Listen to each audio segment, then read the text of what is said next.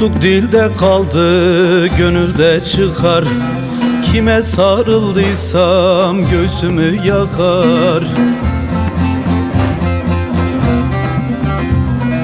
Bir acı gam etsem sevdiğim bıkar. Şimdiki sevdalar düşe benziyor.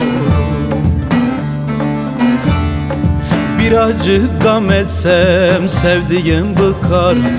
Şimdiki sevdalar düşe benziyor.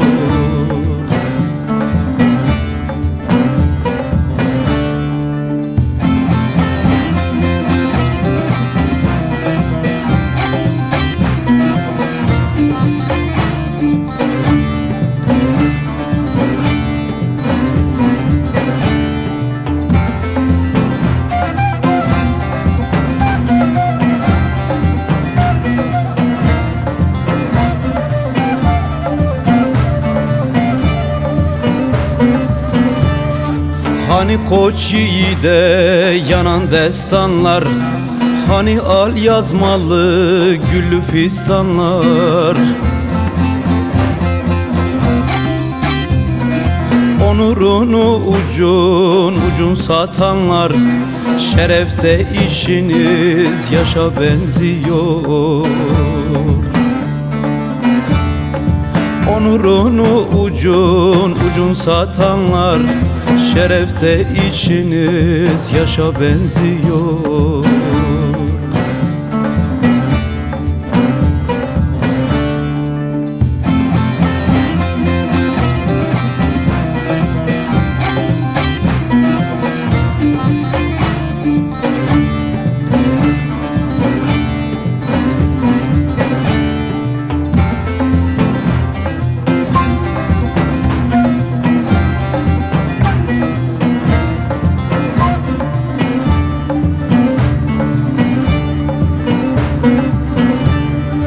Zenginler hep zengin, fakirse fakir.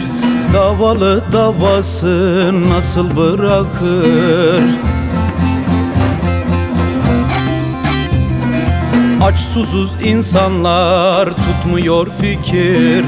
Sanarsın kör sağır taşa benziyor. Aç susuz insanlar tutmuyor fikir. Sanarsın kör sağır taşa benziyor.